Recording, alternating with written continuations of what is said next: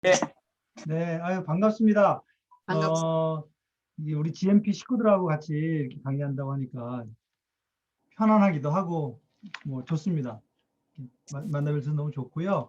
또, 요즘 코로나 때문에 이런 그 격변하는 시기에 그래도 우리가 가야 할 그런 좌표를 정하고 훈련 받으시는 그런 모습들 볼 때 너무 감사하고, 이제 저희 같은 이런 그런 하나님의 사람들 덕분에 아마 하나님이 역사를 지금까지 이끌어 오셨다고 저는 생각해요.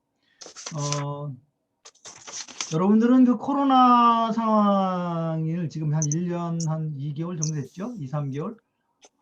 그 돌아보시면 어떤지 모르겠어요. 저는 지난 3월 달에 1년을 이렇게 돌아보면서 제가 기도 편지를 이렇게 쓰면서 굉장히 감사했어요.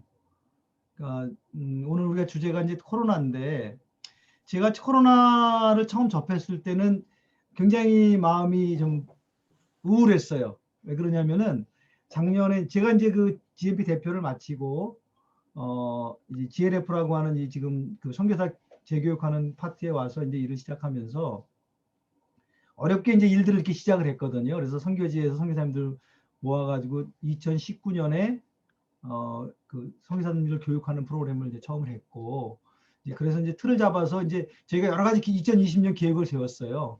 그리고 이제 제가 이제 검도선교라는 섬기는데 검도선교에서도 4월 달에 이제 선교지에 가서 이제 검도 캠프도 하고 뭐 굉장히 이제 새로운 이제 대표를 마치고 그 다음 단계로서 새로운 사역 그리고 저로서는 어떻게 보면 마지막 사역이라고 할 수 있죠. 제가 이제 지금 60대 초반이니까 네, 그런 계획을 하고 막 준비를 했는데 이제 코로나가 터지면서 전부 다 뭐 취소가 되고 뭐 다 그러면서 마음이 우울해지더라고요. 내가 마지막 있는 이 기회에 하나님 앞에 이렇게 어렵게 이걸 이제 그 틀을 잡고 막 이제 좀 더 활성화되려고 하는 상황에서 확 꺾이는 듯한 느낌? 그러니까 그 사역이 꺾인다는 느낌도 있고 제 인생 전체의 이렇게 흐름 속에서도 마지막 남은 이런 사역들을 하고 싶은데 탁 꺾이는 것 같은 그런 느낌 때문에 굉장히 우울했거든요. 근데 이제 그 지난 3월에 기도 편지 쓰면서 지난 1년을 쭉 제가 이렇게 다시 되돌아봤는데 은혜가 참 많았어요. 그래서 제가 생각했던 검도선교회도 그런 그 여러 가지 계획들이 다 좌절이 됐지만 오히려 그런 기간들 동안 회원들의 마음이 더 모아지고 지금 최근에 어떤 변화들을 좀 저희들이 시도하려고 그러고 좋은 분들이 그 기간 동안 이렇게 연결이 됐어요. 그거는 이제 제가 노력해서 된 건 아니고 그 다음에 GLF 사역도 어떤 의미에서는 이 코로나 사태 때문에 저희 사역이 조금 더 이렇게 길이 보인다 그럴까?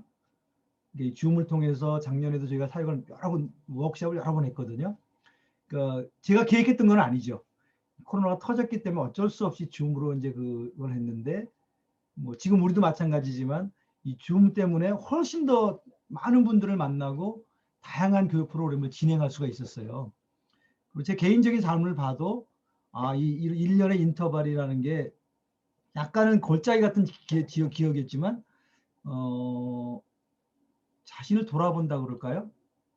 그래서 우리는 달려나가는데 마음이 조급한데 다시 한번 이렇게 숨도 고르고 지금 내가 마지막이라고 하는 이 조급함이 아니라 오히려 하나님이 하시는 그 일에 내가 올라타기 위한 워밍업이라 그럴까? 튜닝한다 그럴까? 이렇게 주파수 맞추는 것처럼 그런 기간이었구나. 그래서 돌아보는데 너무 감사 제목이 많은 거예요. 그래서 이게 우리가 생각하는 거하고 하나님이 하시는 일하고는 조금 다를 수 있겠구나.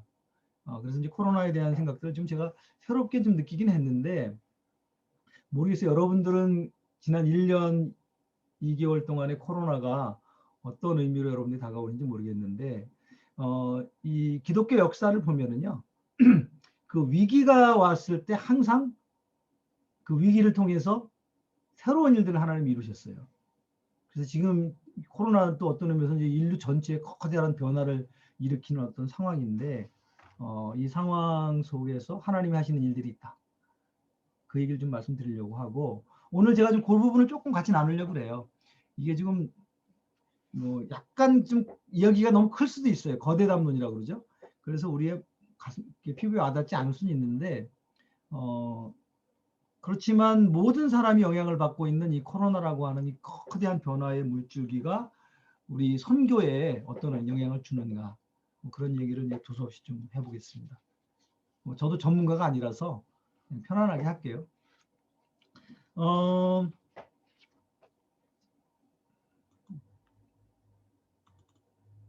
제가 이걸 띄우면서 하는 게 좋을 것 같아요. 이게 PPT인데 나중에 우리 신 목사님 이거 뭐 주셔도 좋을 것 같아요. PPT 안 드렸으면은 이 내용을 중심으로 제가 좀 하겠습니다.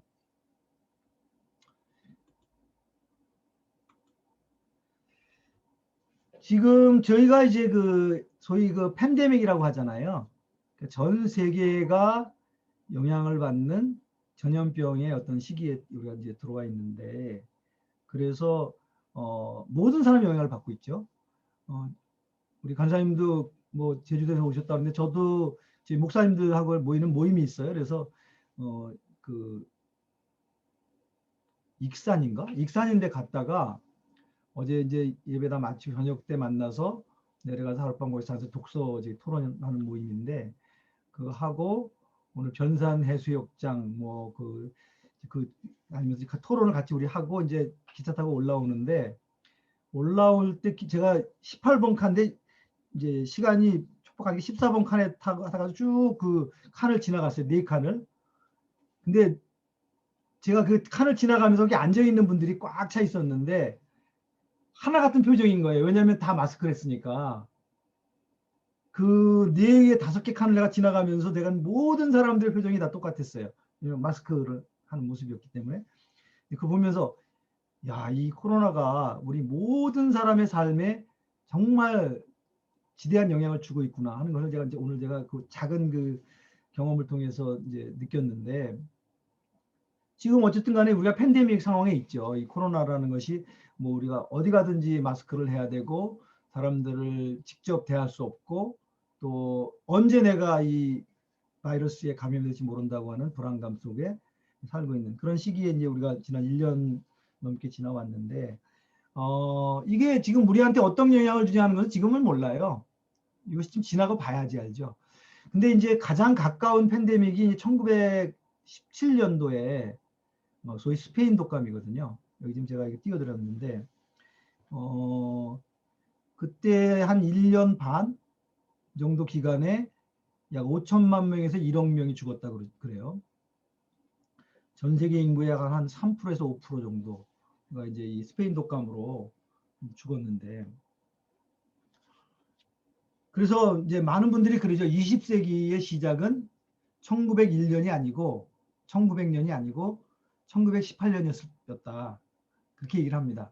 예, 이제 여러 가지 그때 여러 가지가 있었죠. 1차 세계대전이 끝나면서 세상이 완전히 바뀌었죠. 세계대전을 한번 겪으면서. 두 번째는 또 볼셰비키 혁명이라고 그러죠. 그 소련, 러시아에서 공산주의 혁명이 일어나면서 전 세계가 공산주의 진영과 자유주의 진영으로 나뉘는. 그래서 20세기 내내 그것 때문에 이제 1990년 그 전후에서 이제 그 냉전이 끝나잖아요. 그러니까 20세기 전체를 규정하는 이제 그 볼셰비키 혁명도 있었고, 또 하나는 이제 이 스페인 혁명이 일어나면서 전 세계가 이제 이런 한번 크게 위기를 같이 함께 통과하는 그런 경험을 했는데, 그래서 이제 1918년을 소위 20세기에 시작하는 해다 이렇게 보통 얘기를 합니다. 근데 이제 그 21세기도 어떤 의미에서는 지금 이제 2020년, 21년, 지금 올해 21년인데 2020년, 21년이 진정한 의미에서 21세기의 시작이다. 많은 학자들이 그렇게 얘기를 합니다. 그래서 이 팬데믹이라는 것이 한 시대를 규정하는 그런 의미가 있는데, 이 20세기를 시작하면서 했던 이 스페인 독감 같은 경우는 굉장히 많은 사람들이 죽은 셈이죠. 거의 한 1억 명 가까이 죽었다고 하니까. 그러면서 이 세상이 한번 바뀌고 20세기의 어떤 새로운 문명의 어떤 그 모습들로 발전이 됐는데, 과연 그럼 지금 21세기에 우리 이 코로나도 그런 정도의 충격을 주고 있느냐? 뭐 어떻게 생각하는지 모르겠지만 많은 분들이 이 스페인 독감하고 비슷한 그런 충격을 우리에게 주지 않는가 이렇게 이제 얘기를 합니다. 근데 이제 실제로 우리 통계상으로 보면은 스페인 독감만큼은 아니에요.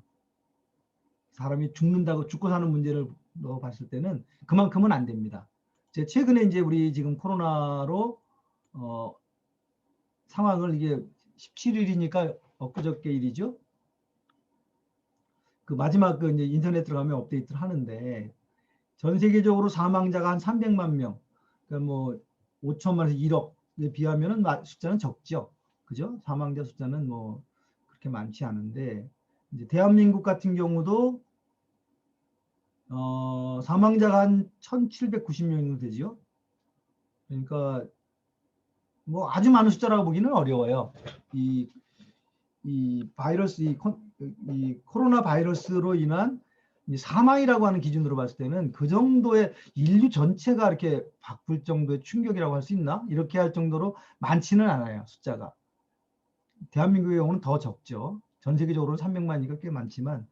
그래서 이 숫자를 봐가지고 이게 왜 그 정도의 그런 그 코로나라고 하는 것이 문명의 어떤 방향을 바꾸는 정도의 충격이라고 할 수 있나 하는 그런 질문을 우리가 해볼 수 있을 것 같아요. 근데 이제 그럼에도 불구하고 이제 어쨌든 간에 뭐 저도 오늘 그 기차를 타고 지나가면서 아니, 세상이 바뀌었구나 그런 느낌을 내가 받았는데 어쨌든 우리가 그 세상이 큰 어떤 격변을 갖고 있다고 하는 그런 느낌을 가지고 있잖아요. 그래서 그런 느낌은 도대체 어디서 비롯된 것인가? 그리고 이러한 그 공포가 이게 사망자 기준으로 봤을 때 이게 과연 이 공포가 정당한 건가? 라고 하는 질문을 해볼 수 있을 것 같아요. 그래서 이제 우리나라 경우는 뭐 아까 제가 말 1,794명이 14개월 동안 죽었고 하루 기준으로 하면 4명 정도 죽는 거거든요. 최근에 작년 연말부터 더 많이 죽었어요. 숫자가 작년 11월 기준으로 봤을 때는 하루에 한 2명꼴로 죽었거든요. 근데 지금 한 4명꼴로 이제 사망자가 발생하고 있는데 뭐 큰 숫자는 아니죠. 뭐 암으로 보면 여기 제가 썼지만 암 기준으로 보면은 암 환자가 2019년 기준으로 보면 하루에 216명이 암으로 죽는답니다. 그러면 암하고 비교해도 뭐 굉장히 경미한 수준이고 자살자로만 봐도 지금 우리가 자살을 많이 하거든요. 약 37.4명. 교통사고는 약 한 12명 정도 하루에. 그러니까 뭐 이 사망자라고 하는 그런 사망 원인이라고 하는 봤을 때는 코로나의 공포가 뭐 그 정도는 아니다. 이렇게 우리가 할 수 있는데 그럼에도 불구하고 우리는 이 공포감을 느끼죠. 이제 그 중에 뭐 여러 가지 이유가 있지만 지금 이제 이 코로나 정말 스페인 독감도 그랬지만 이게 바이러스라는 게 이제 뭐 쉽게 전파가 되기 때문에 상당히 그 치사율도 아주 낮지 않은데 쉽게 전파가 되기 때문에 이제 공포감을 주는 것 같고 제가 볼 때는 매스컴이 좀 크지 않은가 싶어요. 여러분 이 영화 보셨어요? 월드 워 Z라는 그 유명한 배우가 주연이었는데 이 배우 이름이 혹시 아세요? 아, 유명한 배우인데 제가 이름이 생각이 안 나네. 하여튼 월드 워 Z라는 영화는 이건데 이제 똑같은 거예요. 이런 그 팬데믹이 일어나서 사람들이 다 좀비가 되고 전 세계 사람들이 다 이제 그 좀비가 돼서 이 문제를 해결하는 그 백신을 찾는 그 영화인데요. 굉장히 공포감을 주는. 저도 영화 봤는데 재밌게 봤어요. 그리고 우리나라 영화로는 부산항이라든지 제가 보지는 않았는데 최근에 한반도라는 책, 영화 이 두 영화 다 보지는 않았지만 다 이제 지금 우리가 겪고 있는 이 팬데믹 상황을 이제 가정한 그런 영화들인데 이런 아마 매스컴의 영향이 있는 것 같아요. 그래서 언제 어느 순간에든지 이것이 인류의 어떤 그 존재 자체를 위협하는 그러한 그 변수가 될 수 있다. 뭐 이런 것이 아마 우리 안에 밑에 깔려 있지 않는가. 그리고 실제로 이 영화들만큼은 아니지만 그런 정도의 가능성은 항상 위기 가능성은 안에 있는 거죠. 그래서 아마 우리가 공포를 느끼는 것 같은데 실제로 이제 사망자 숫자로 보면은 그 정도의 그 생사의 어떤 공포를 주는 것은 사실 그 숫자에서 나오는 건 아니고요. 이런 그 불확실성 또는 이렇게 될지도 모른다고 하는 그런 그 예측 불가능성 이런 것들이 이제 아마 이제 들어온 것 같은데 유발 하랄이라고 한 분의 의견이 이제 지금 우리가 이 코로나가 우리에게 주는 충격의 본질이 뭐냐? 이분이 이제 작년도 10월 13일 날 SBS가 아마 창사 30주년인가 봐요. 그래서 그때 겪어본 적 없는 세상 새로운 생존의 조건이라고 하는 이 포럼을 했어요. 그때 이제 처음 이제 그것을 여는 그 포럼에 이제 발제하신 분이 이제 그 유발 하라리예요. 혹시 여러분들이 아시죠? 유발 하라리. 요즘 이분이 그 사피엔스라는 책하고 호모데우스라는 책을 통해서 굉장히 그 우리의 인류의 문명이 어떻게 흘러갔고 앞으로 어떻게 될 거냐 거기에 대한 그 이야기를 하신 책이고, 이분이 세계적으로 제일 지금 그 문제에 대해서 인류의 미래에 대한 그런 그 문제에 대해서 가장 그 구루라고 그러죠. 구루. 이분의 의견에 대해서 경청하는 그런 분인데, 이분은 이제 히브리 대학 역사학 교수죠. 아마 40대 한 중반쯤 됐을까? 젊은 분이에요. 근데 아주 그 책을 읽어보면 예리합니다. 그래서 이분이 이제 이 SBS 창사 그 포럼에서 코로나의 어떤 본질에 대한 이야기를 하셨는데, 그때 이분이 그런 얘기를 했어요. 이 코로나가 실제로 우리가 주는 그 두려움은 아까 보였던 그런 그 수치가 아니다. 오히려 이 코로나 상황이 우리에게 암시하는 그 다음에 올 위기들에 대해서 어떤 암시를 주기 때문이다. 이렇게 이제 이분은 얘기했어요. 그러니까 코로나가 두려운 이유는 코로나 자체보다는 이 코로나를 통해서 우리가 더 무서운 위기들을 이렇게 볼 수 있는 하나의 뭐랄까 시금석이라고 그럴까? 그 문을 열어주는 창문을 열어주는 그런 그 존재로서 코로나는 우리에게 굉장히 두려운 존재고 미래의 아주 변화의 어떤 그 계기 문을 여는 그런 역할이다. 이렇게 이제 이분이 이제 강의를 하셨는데, 실제로 이제 우리 이분이 그 책에서 호모데우스 같은 거 그 책을 보면 인간이 신이 되기 위해서 과학 문명을 고도로 발전시켰는데, 그것이 인간을 행복하게 됐지만 인간 스스로를 자멸하게 하는 두려움의 어떤 그것을 생산하는 인간 스스로 만들어내는 역할을 하고 있다. 그것이 하나가 핵무기고요. 핵무기는 지금 뭐 이 지구를 수백 번 다 터뜨릴 수 있는 그 양이 좀 있다고 그러잖아요. 이제 그 다음에 이제 인공지능. 인공지능이 지금 저도 그 인공지능에 관한 책들을 여러 걸 많이 읽었는데, 소위 그걸 이제 싱귤레리티라고 그러죠. 어느 순간에 인공지능이 스스로 생각하는 수준까지 가게 됐을 때는 아마 인류를 멸망시키는 하나의 그 계기가 될 것이다. 인공지능이 스스로 인류를 멸망시키는 이제 그런 영화들 많잖아요. 근데 이분은 그걸 굉장히 실제적인 위협으로 봅니다. 그 다음에 이제 또 하나는 이제 소위 생태계 파괴라든지, 요번에 우리 코로나 바이러스도 중국에서 어떤 그 실험실에서 이게 인간이 만들다가 이것이 뭐라 그러지 변종이 생겨서 이 바이러스가 발생했다고 이렇게 한 학설도 있잖아요. 그런 것처럼 인간이 신의 영역인데 그걸 자꾸 건드려서 뭐 유전자 조작을 한다든지 그런 것을 통해서 인간 스스로를 멸망시킬 수 있는 그런 원인들을 만들어내고 있다. 지금 어느 세계 곳곳에서 지금 다양한 실험이 되고 있는데 그런 것들이 조만간 우리에게 인류를 멸망시키는 하나의 그 계기가 될 텐데, 그것을 볼 수 있도록 이 코로나가 우리 눈을 돌려놓은 것이다. 그렇게 얘기를 했습니다.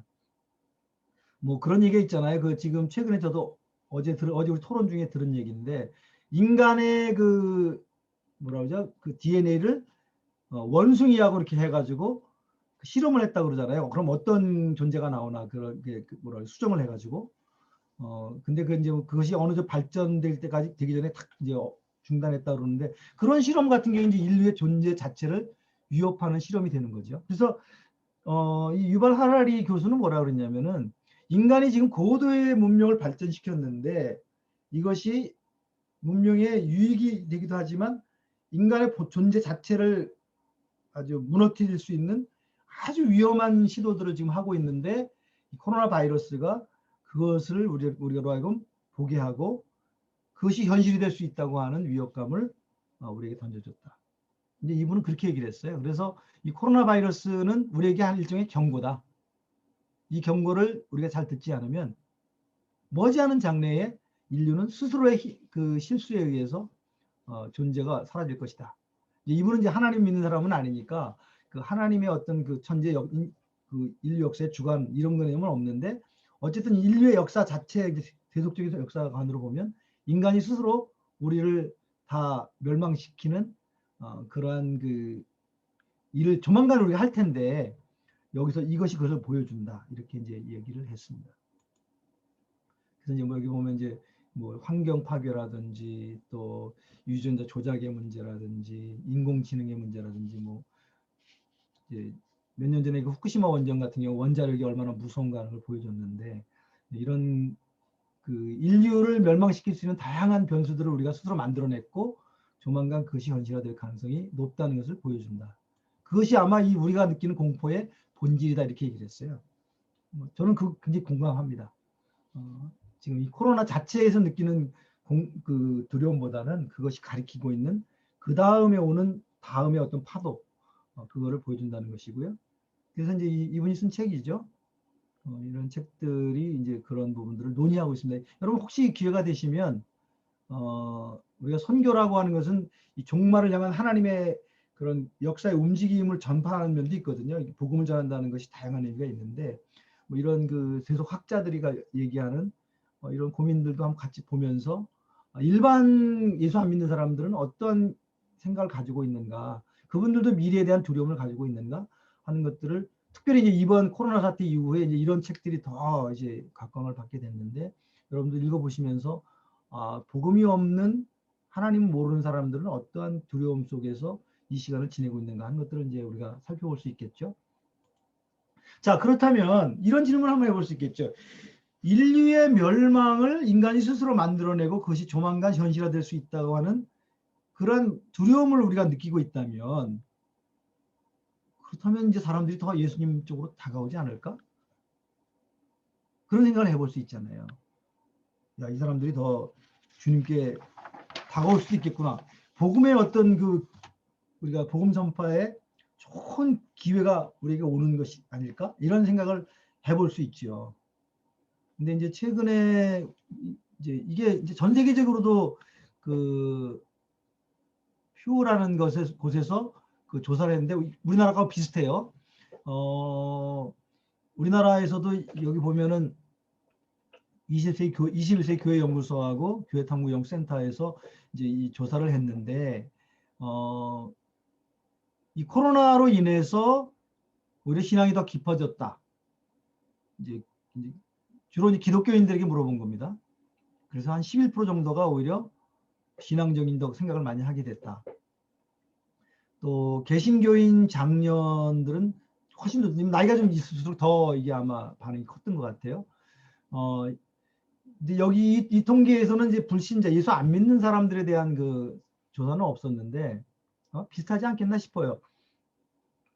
그런 그 신앙적인 하나님에 대한 또는 그 인류의 문명의 어떤 미래에 대한 불안 그런 것들 때문에 신앙적인 생각을 많이 해보지 않았을까? 이렇게 이제 우리가 짐작해 볼 수 있는데 어쨌든 대충 통계적으로는 그렇게 지금 나타나고 있습니다. 그렇다면 인류 역사상 지금 팬데믹 아까 그 코로나 스페인 독감 말고 많이 이야기되는 게 이제 이 초대교회에 대한 거예요.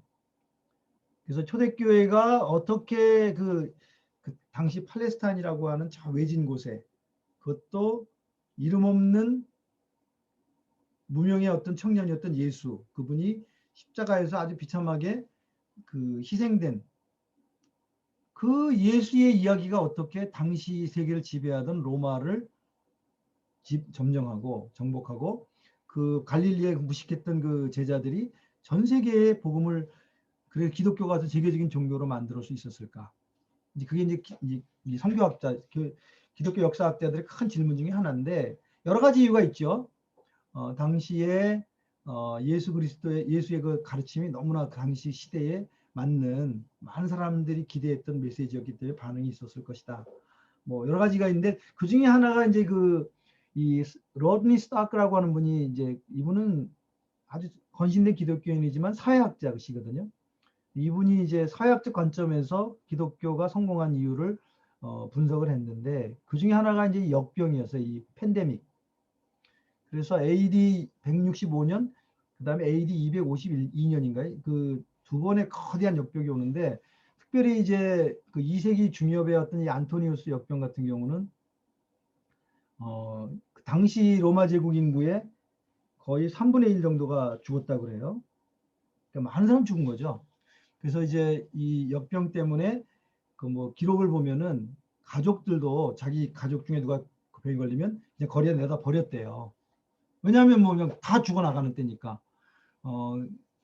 그런 시대였는데 이 시대에 그 버려진 사람들을 데려다가 마지막 임종까지 돌보고 또 치료해주고 그랬던 사람들이 기독교인이었다는 거예요. 그래서 이제 기독교인들은 그 죽음 이후에 하나님 나라에 대한 소망이 있었기 때문에 죽음을 두려워하지 않고 그 사회를 버림받은 사람들을 이제 치료해주고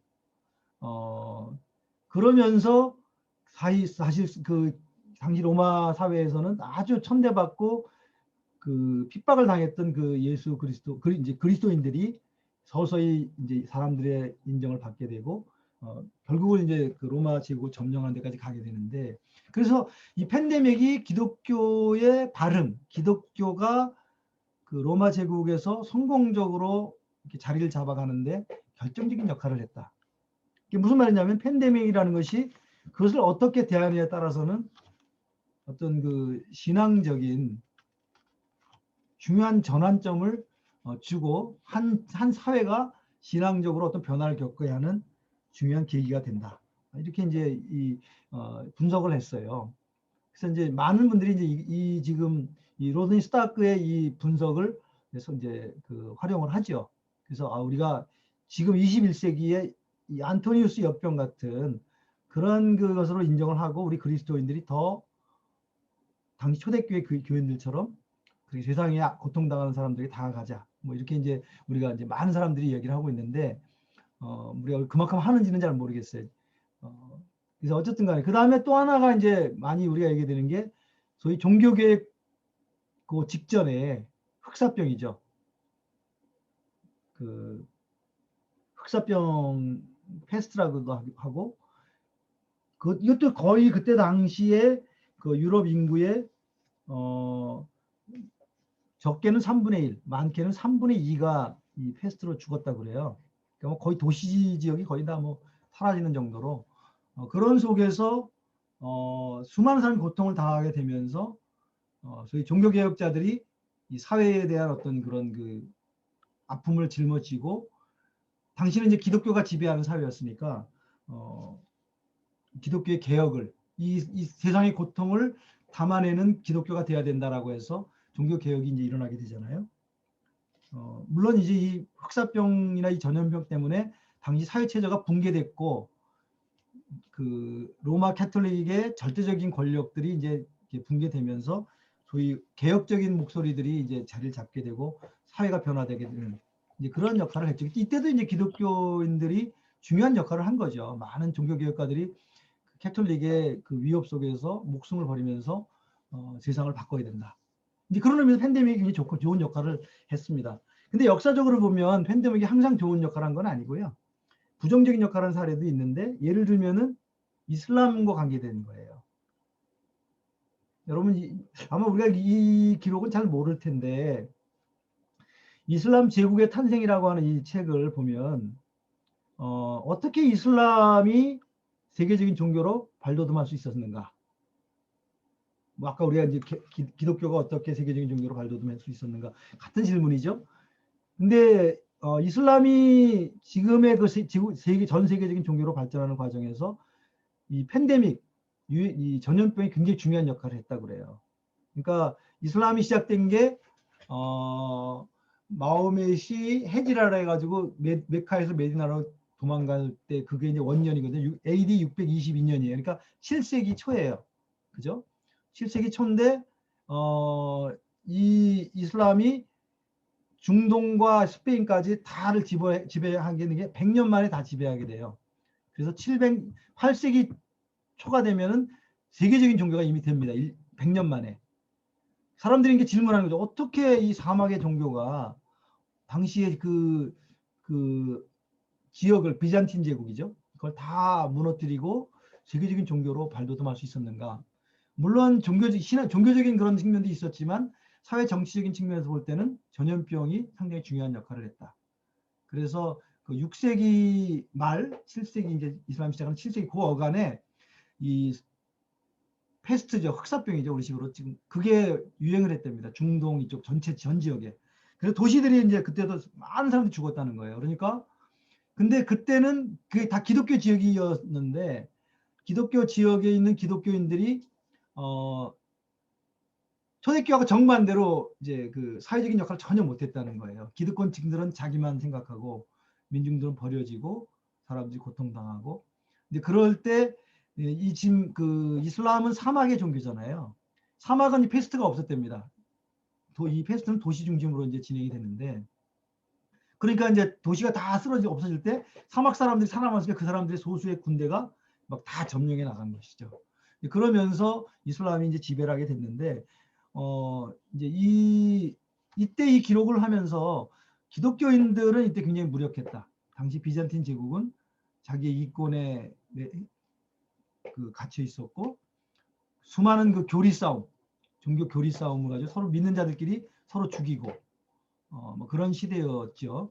그래서 이건 굉장히 우리에게 경고다. 그래서 우리 지금 21세기 코로나 상황을 지나가면서 우리 현재 오늘날 기독교는 초대교회 또는 종교교육기에 그때 그리스도인으로 모습으로서 세상 가운데 우리가 세상을 짊어지고 세상을 나가는가, 아니면 이때 7세기 8세기경에 이슬람에게 점령당했던 비잔틴 제국의 그 기독교의 모습인가라고 하는 그런 질문들을 우리가 해볼 수 있을 것 같아요. 지금 굉장히 그런 면에서는 중요한 질문을 우리에게 던지는 그런 시대다, 이렇게 볼 수도 있겠습니다. 그래서 오늘날 그러면 우리가 어떻게 해야 되느냐, 이런 상황에서 재밌는 게 이제 그 작년에 이제 그 오늘날 우리 개신교의 그 특별히 복음주의 입장에서 우리가 굉장히 존경하는 대표적인 두 학자가 이 문제를 가지고 이 팬데믹 상황에서 그럼 우리 그리스도인들은 어떠한 모습을 가져야지 그 이전에 사회를 변화시켰던 그리스도의 모습으로, 기독교인의 모습으로 갈 수 있겠는가 토론을 벌이셨는데, 이 톰 라이트라고 하는 분은 영국 분인데 이제 신약 학자죠.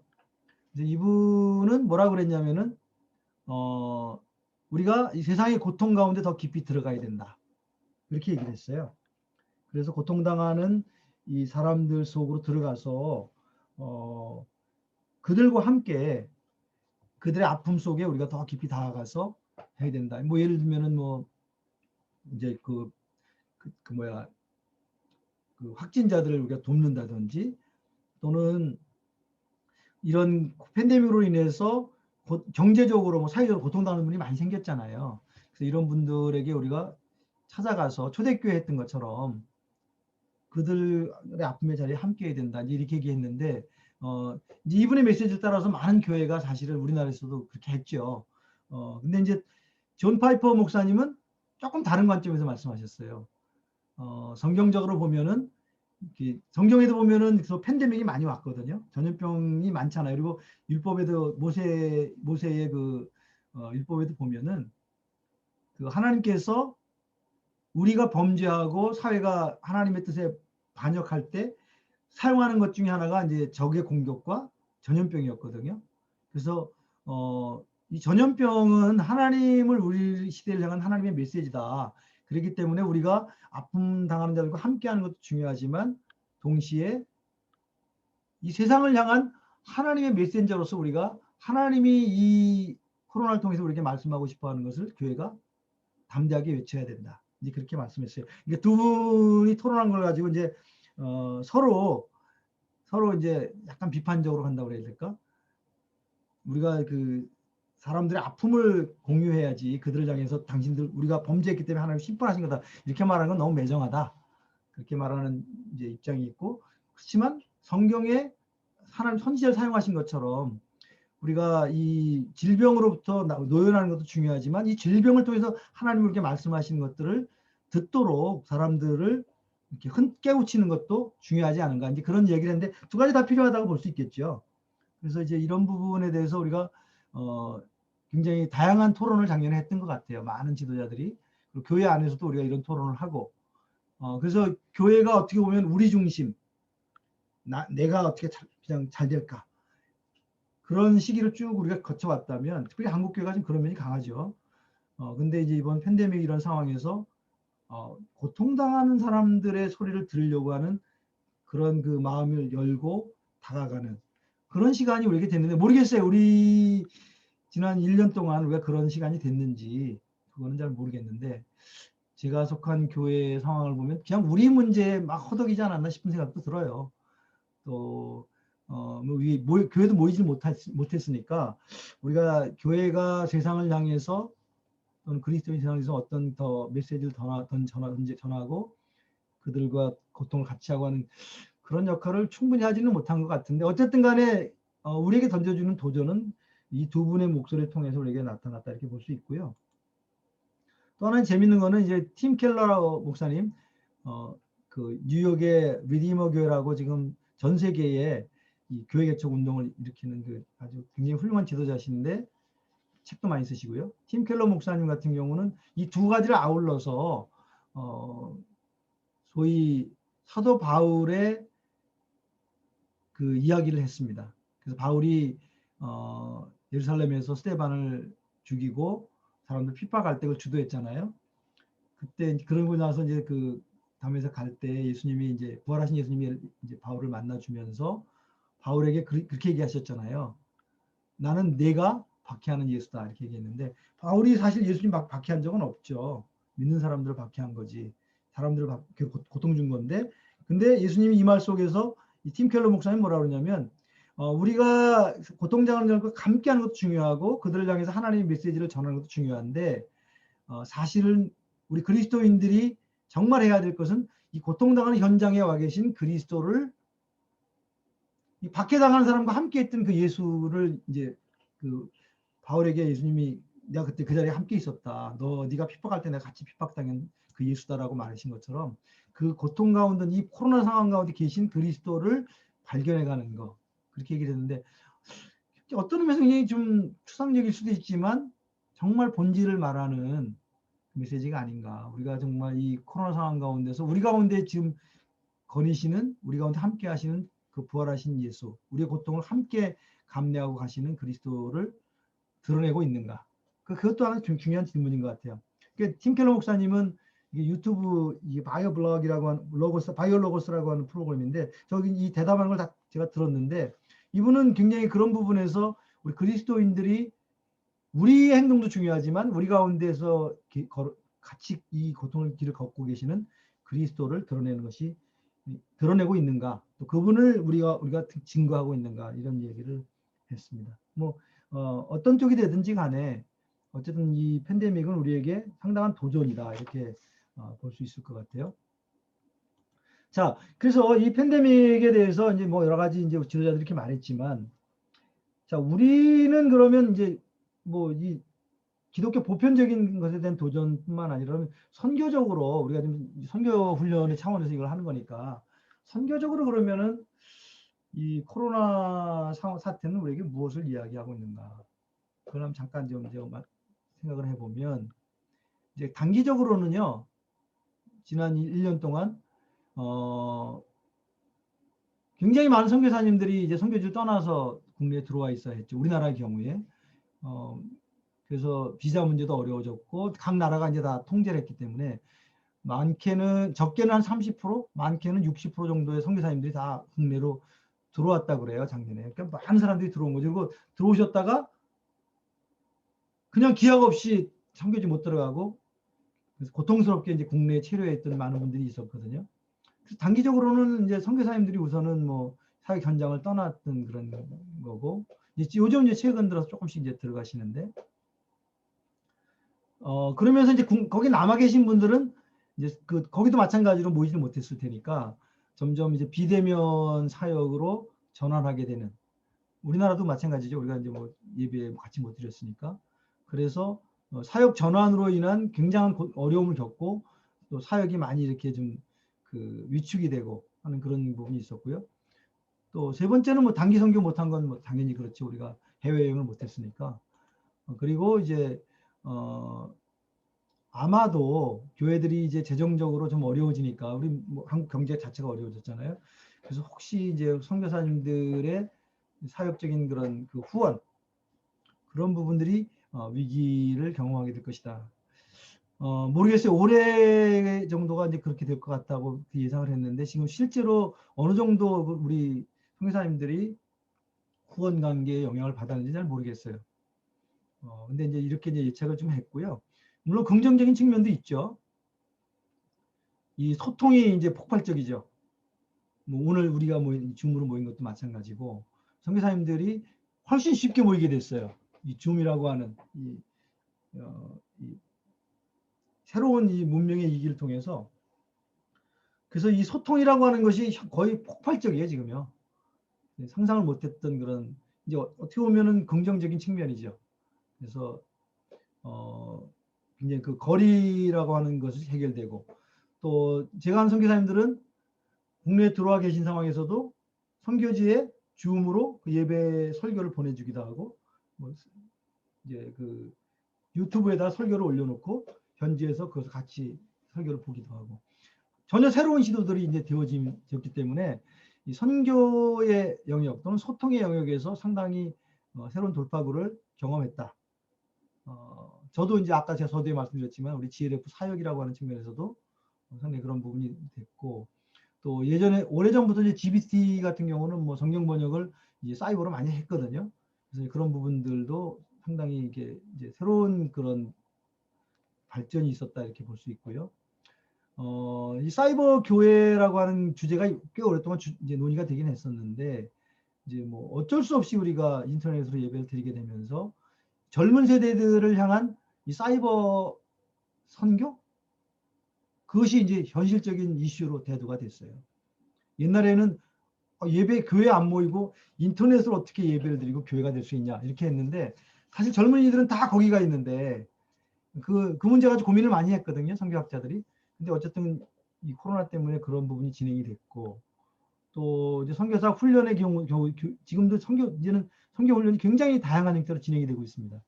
그래서 현장인 선교사들을 재교육하는 프로그램들이 상당히 지난 1년 짧은 시간 내에 발전이 됐고, 선교 형태가 다양화되고, 또 국내에 이제 타문화 사역에 대한 관심들도 높아졌습니다. 이제 뭐 이런 것들이고요. 선교한국에서 작년 8월에 설문을 했는데요. 비슷한 얘기가 나왔습니다. 그래서 이 기간 동안에 단기적으로 선교사들을 좀 재훈련해달라. 우리가 여러 상황 때문에 사역을 예전만큼 못하고 시간이 좀 여유가 있으니까 이 인터넷을 통해서 선교사들 재교육을 좀 시켜달라고 했고, 또 이런 이 소위 언택트 시대에 이 선교에 대한 그 새로운 선교를 할 수 있는, 그래서 뭐 줌을 통해서 사역한다든지 뭐 이런 것들을 교육시켜서 새로운 프로그램들을 좀 선교 단체에서 개발을 해서 이 상황에 맞는 그런 그 대안들을 좀 달라. 그게 이제 두 번째였고요. 그 다음에 이제 마지막으로는 국내로 들어와서 사역할 가능성이 높아졌는데, 국내에서 다문화 사역 또는 외국인 사역을 할 수 있도록 지금 선교단체나 교회가 선교사들 준비도 해주고 선교사 교육도 좀 시키면 좋겠다. 뭐 이런 얘기가 나왔다 그래요. 장기적으로는 이제 제가 두 분 정도의 그 의견을 좀 제가 소개를 하려고 하는데, 하나는 이현모 교수님, 그 이제 대전 침례신학교의 선교학 교수님이신데요. 이분이 이제 이 코로나 사태가 선교에 미치는 영향이라고 하는 그런 강의를 하셨어요. 처음에는 아마 그게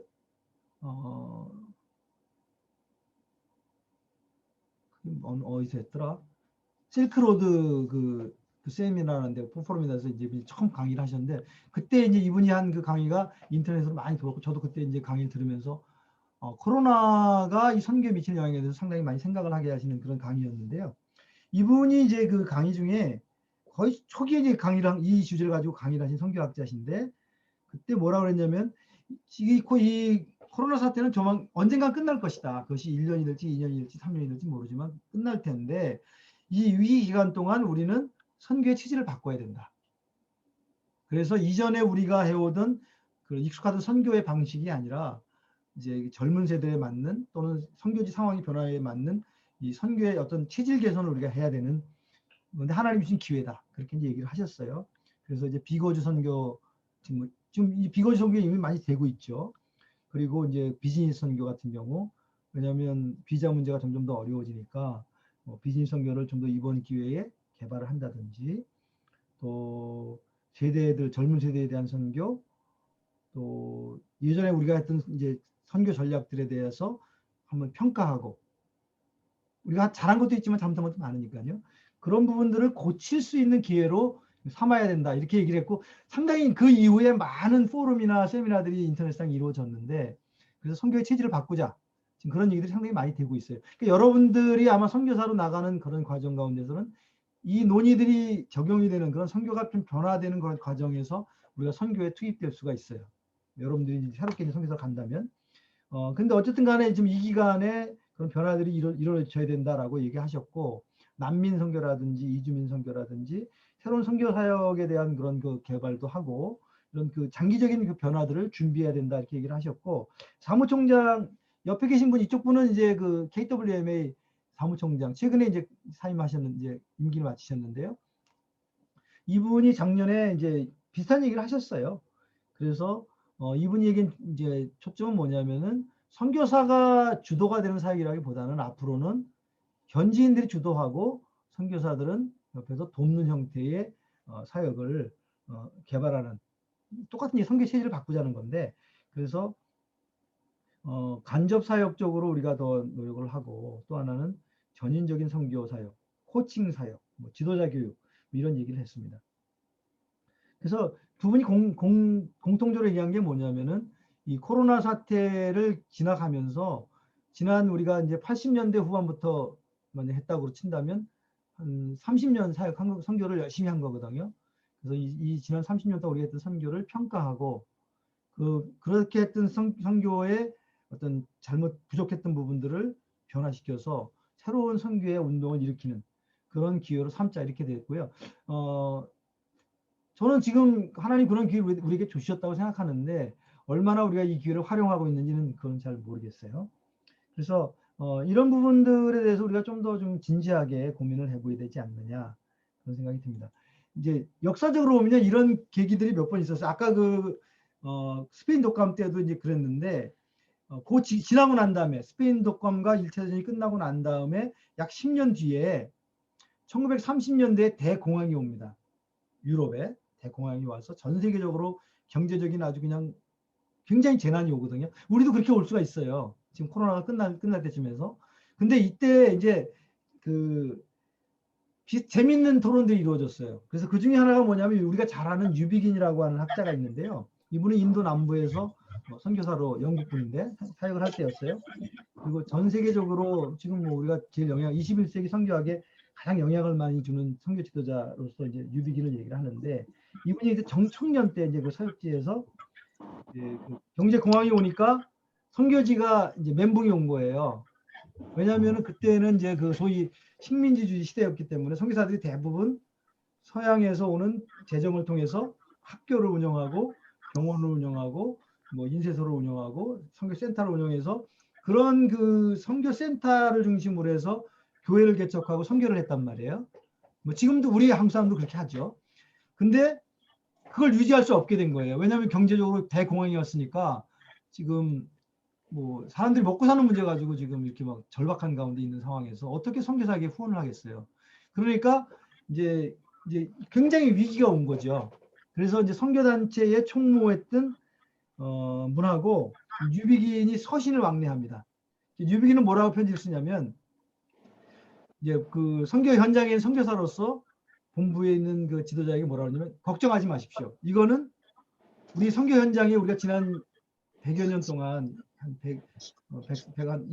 1세기, 2세기, 1세기 반 동안 우리가 이런 서구의 문명을 통해서 선교를 해왔는데, 여기에 많은 부작용이 있습니다. 그래서 이거를 우리가 이번 기회에 끊어버리자, 이렇게 이제 얘기를 했습니다.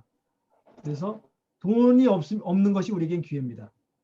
재정에 의존하는 그런 선교 방식을 우리가 다 바꿔서 선교지에 현지인들과 함께하는, 그리고 조금 더 선교사들이 현지인들과 함께하는 그런 선교 모델을 만들어가기 위한 좋은 기회입니다라고 편지를 써요. 근데 이제 본부에 있는 그 총무는 반대로 얘기를 하죠. 그거는 말이 안 된다. 선교가 다 무너져서 우리가 다 없어질 수가 있다. 그래서 지금 어렵지만 우리는 모금을 위해서 최선을 다하고 그 지금 있는 학교나 이런 것들 어쨌든 유지해라.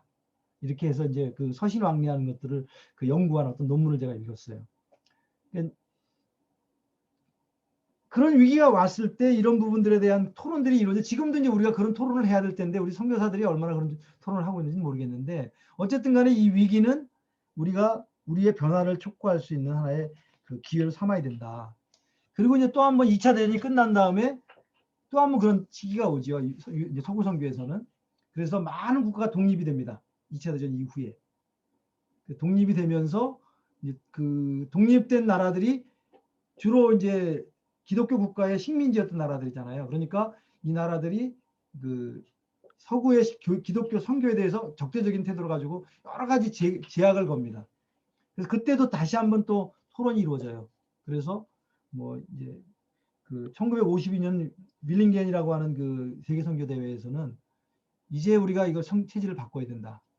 현지인들이 주인이 되고 선교사는 옆에서 돕는 역할로 해서 그리고 교회 쪽도 현지인들이 개척하고 선교사는 지도자들을 양육한다든지 체질을 바꾸자 이런 그 토론이 있었는데 뭐 그것이 효과적으로 잘 이루어지는 그런 상황들은 뭐 항상 성공적이진 못했어요. 그렇지만 그런 과정들을 통해서 오늘날은 이제 그 소위 현지 교회들이 굉장히 왕성하게 성장하고 선교사들은 이제 그들을 돕는 역할로 지금 변화되고 있는 그런 과정에 있는데 우리 한국 선교사들은 그런 측면으로 가는 과정 중에 있다 이렇게 볼 수 있겠어요. 그래서 이 팬데믹이라고 하는 이 상황을 우리가 볼 때 이 타문화 선교의 어떤 새로운 패러다임을 바꾸는 이런 계기로 우리가 이것을 바라보고 또 이제 이런 그 변화되는 상황들을 새로 선교사 나가신 분들에게 잘 교육을 하고 변화된 이런 상황 속에서 우리가 그러면 어떤 형태의 선교로 임해야 되는가 하는 것들을 이제 그 선배들이 잘 이렇게 전략을 만들고 그것을 교육해야 되는 그런 시기에 들어가고 있지 않는가 이제 이런 그 이야기를 많이 하고 있고요. 그러면서 동시에 지상 명령에 대한 그런 것들을 우리가 다시 확인하는 그런 과정이 필요하다. 이런 얘기들을 우리가 많이 합니다. 왜냐하면 이제 이 위기가 왔을 때 위기 때문에 우리가 더 열정을 가지고 거기에 선교에 대한 부흥이 일어나기도 하지만 그 위기가 왔을 때 선교가 푹 내려앉는 경우도 있거든요. 우리는 두 가지 측면이 다 있어요. 우리 한국교회 안에 지금. 이런 상황 속에서 오히려 하나님의 일들에 대한 열정을 가지고 일어나는 사람들이 있는가 하면 우리 후원도 잘 안 되고 다 이렇게 어려운 여건도 어려운데 하면서 선교에 대한 그런 열기가 식을 수 있는데 그럴수록 우리가 이 선교 소명이 있는 이분들이 더 지상 명령에 대한 이 확실히 재확인을 하고 더 도전을 하는 그런 것들이 필요하고요. 그리고 나서 이제 서로 아까 이제 뭐 이현모 교수님이나 KWMA 그 이제 사무총장 말씀처럼 새로운 선교적 돌파의 어떤 전략들을 세워가야 된다. 그래서 국내 타문화 사역이라든지 비즈니스, 난민 또는 그 소위 언택트 시대에 맞는 선교 전략, 또 현지 교회가 주가 되고 선교사들이 함께 동역하는 소위 파트너십 선교. 이미 서양에서는 벌써 70년대, 80년대부터 이미 그 선교의 체질을 전환하는 일들이 있었어요. 근데 우리는 아직은 선교사들이 그냥 가서 선교사 주도로 막 사역을 하거든요. 근데 이제 이런 부분들에 대한 깊은 그 평가하고 또 성찰이 지금 필요한 그런 시대인데 이런 부분에 대한 고민을 하는 시대가 됐고 그러면서 이제 팬데믹 시대에 맞는 소위 고난의 신학 또 사회에 이런 고통당하는 사람들을 우리가 어떻게 돌보는 일을 할 것인가에 대한 이런 변화 뭐 그런 것들이 이제 지금 논의되는 이런 시기라고 볼 수 있을 것 같습니다. 뭐 제가 두서없이 막 얘기를 했는데 그래서 사실은 이 팬데믹은 위기지만 어떤 의미에서는 위기의 모양으로 다가온 하나님이 주신 이제 기회라고 볼 수 있어요. 그래서 그걸 우리가 대표적으로 볼 수 있는 것 중에 하나가 이제 역대상 21장에 있는 다윗의 이야기죠. 여러분 아실 거예요. 다윗이 그 개인적인 야심 때문에 인구 조사를 하잖아요. 그래서 그 인구조사한 것 때문에 하나님이 이제 와서 심판을 하시는데 선택하라고 그러잖아요. 셋 중에 한 가지. 3년의 기근인가요? 그리고 아니면 3개월의 그 전쟁, 3일의 전염병. 근데 이제 그 다윗이 3일의 전염병을 선택을 하고 그 소위 그 대전염병이 일어나서 많은 사람이 죽잖아요. 그 이스라엘 백성이. 위기가 온 거죠. 지도자의 잘못 때문에 이스라엘 안에 거대한 위기가 왔는데, 근데 이 위기가 3일 끝날 때 하나님이 하신 일이 뭐냐면은 다윗이 하나님 앞에 다시 초기의 마음의 자세로 돌아가고 제사를 지내고, 그 제사 지내는 장소가 어디가 되냐면 성전터가 되잖아요. 그 모리아 산이라고 이렇게 이제 나와 있죠. 그래서 오르난 타작 마당이 그 모리아 산인데, 아브라함이 이삭을 바치려고 했던 그 모리아 산인데, 그 나중에 그곳에다가 솔로몬이 이제 하나님의 이제 성전을 짓게 됩니다. 그래서 그 위기가 새로운 기회로 전환되는 아주 전형적인 하나의 상징적 사건이 되는데, 우리가 이 팬데믹을, 코로나 이 사태를 이런 관점에서 보고, 또 선교 단체대로 하나님 주신 음성이 뭔지를 듣고, 우리가 잘못했던 것들이 있다면 그것들을 고치고 미래의 새로운 이정표들을 세워가는 계기가 돼야 된다. 또 우리 개인적인 신앙에서도 마찬가지라고 생각해요. 저는 아까 제 개인적인 얘기를 했지만은 이 위기 속에서 하나님이 들려주시는 음성이 있거든요. 그리고 주님이 이 위기를 함께 겪고 계시기 때문에 그분에게 내가 말을 걸고 이 고통의 과정을 같이 걷는 그 주님 앞에, 주님, 앞으로 우리가 어떻게 가야 됩니까? 우리 한국교회는 어떻게 됩니까? 우리 젊은 세대들은 어떻게 됩니까? 지금 젊은 세대들이 다 교회를 떠나고 있는데, 이 상황 속에서 우리가 그 질문을 하고 예루살렘 그 솔로몬 성전이 지은 그 터가 결정되고 새로운 역사가 시작되는 전환점을 만들었던 것처럼 우리가 이런 계기로 이것들을 삼아가야 되지 않는가, 이렇게 이제 생각을 해볼 수 있을 것 같습니다. 뭐 제가 토의 질문을 몇 개 드렸는데요. 그래서 아까 저는 뭐 제 개인적인 소감을 나눴는데, 여러분들 팬데믹 상황에서 개인적으로 어떤 생각을 하셨는지, 또 뭐 그것이 그냥 굉장히 좌절감과 위기가 될 수도 있고, 오히려 그걸 통해서 하나님의 어떤 새롭게 하시는 그 은혜를 내가 경험할 수도 있는데, 그걸 나눠도 좋을 것 같고요. 이 팬데믹이 우리의 선교라고 하는 측면에서 어떤 의미에서 우리에게 그 기회가 될 수 있는가, 그리고 기회를 살리기 위해서는 그럼 우리는 어떤 변화들을, 어떤 노력을 해야 되는가, 뭐 이런 것들, 특별히 선교사들 같은 경우 현장 선교사들을 위해서는 어떤 우리가 기도를 할 수 있겠는가, 뭐 이런 대화를 해보면 좋을 것 같습니다. 그래서 대충 뭐 이 정도 제가 이야기를 했습니다. 두서없이 말씀을 드렸는데, 팬데믹 시대에 우리 선교라고 하는 주제를 가지고 간단하게 말씀을 나눴습니다.